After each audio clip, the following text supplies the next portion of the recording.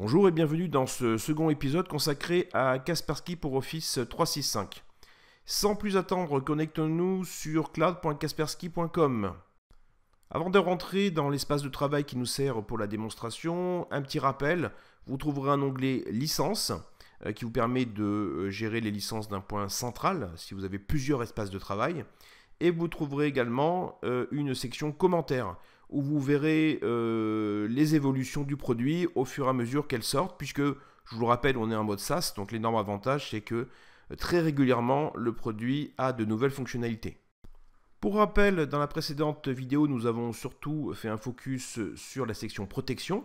Voyons tout de suite les autres fonctionnalités et commençons par le haut avec le panneau d'information. Vous trouverez ici des tableaux de bord synthétiques qui vous montreront par exemple des infos essentielles comme les pourcentages de détection, spam, phishing, malware, email sain, etc. Je passe rapidement sur connexion qu'on a vu la dernière fois, ainsi que le protection, en tout cas pour la partie Exchange Online. Ce qu'on a moins vu, c'est la partie OneDrive, et on voit bien ici qu'on a la possibilité donc d'activer la fonction anti-malware sur OneDrive et comme action de supprimer ou laisser passer, ce qui évidemment peut conseiller, avec toujours bien sûr possibilité de notifier quelqu'un. Dans analyse à la demande, on va pouvoir donc sur une période donnée demander une analyse plus approfondie des différentes boîtes aux lettres afin d'y trouver pourquoi pas de nouvelles informations sur des malwares ou des spams. Comme on peut le voir, au niveau de l'action, on propose supprimer le message ou supprimer la pièce jointe et acheminer, avec possibilité de customiser le message. Et bien sûr, ajout possible d'une étiquette dans le sujet. Comme d'habitude, on peut notifier et ensuite choisir à qui s'applique cette analyse qu'on pourra lancer immédiatement. Passons sans plus attendre à la section sauvegarde qu'on pourrait également appeler quarantaine. Donc ici, l'administrateur aura accès à 3 actions. Enregistrer le mail pour vérification ou analyse, bien sûr avec la plus grande prudence, mais cela peut avoir un intérêt pour lever le doute sur un faux positif. Il pourra ensuite bien sûr débloquer le message et enfin, dernière action, le supprimer.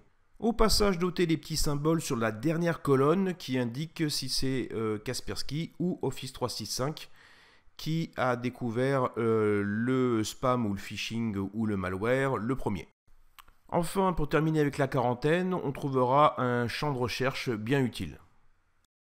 Passons maintenant dans la section rapport avec 2 fonctions très simples.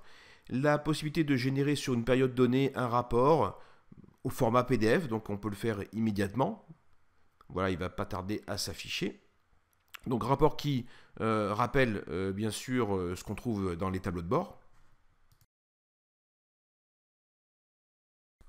Et ensuite, possibilité de programmer cette fois ce même rapport, mais avec un envoi automatique, de manière à le recevoir, par exemple ici, tous les lundis matins, dans sa boîte aux lettres. Terminons par configuration, où il n'y a rien de spécial ici, si ce n'est bien sûr de bien vérifier les différents fuseaux horaires. Et ensuite, dans la section administrateur, possibilité de rajouter des administrateurs si vous êtes plusieurs à gérer la solution. Dans licence, rien de spécial, si ce n'est bien sûr de voir la licence pour l'espace de travail en question. Avant de nous quitter, je me permets de faire 2 remarques. La possibilité de remonter des suggestions de développement ou des remarques à nos équipes en direct avec ce premier bouton.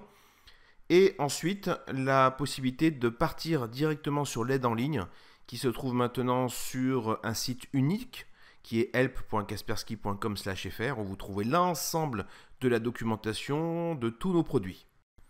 Voilà, c'est terminé pour cette seconde vidéo consacrée à Kaspersky pour Office 365. Comme vous l'avez vu, c'est un produit très rapide, très simple à mettre en œuvre. Et dès que des nouvelles fonctions apparaîtront, bien sûr, je publierai des vidéos pour découvrir ces nouvelles fonctionnalités. Donc je vous dis à très bientôt pour d'autres tutoriels sur Kaspersky pour Office 365.